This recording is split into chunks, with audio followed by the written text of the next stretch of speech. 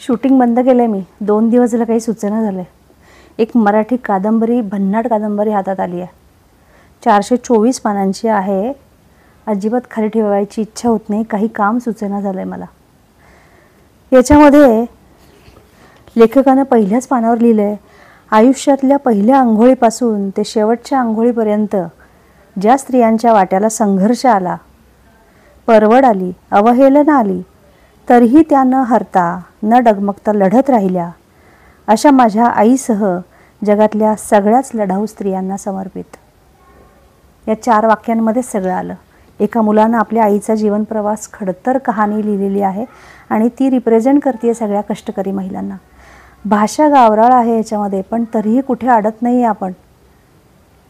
इतके शब्द ते मातीतले मनाला लागत आहेत ना, विचार करायला लावते कादंबरी. ही मराठीतली 424 पानांची कादंबरी आहे आणि तरीसुद्धा त्याच्या 13 महिन्यामध्ये 19 आवृत्ती आलेल्या आहेत. विशेष बाब आहे, 17 राज्यस्तरीय पुरस्कार आहे. देवा जिंजाड हे लेखक आहेत. काय करावं, बोलूयात का त्यांना? पाहत राहा. सोमवारी 6 वाजता 1 भाकर 3 चुली येतोय आपला व्हिडिओ. देवा जिंजाड.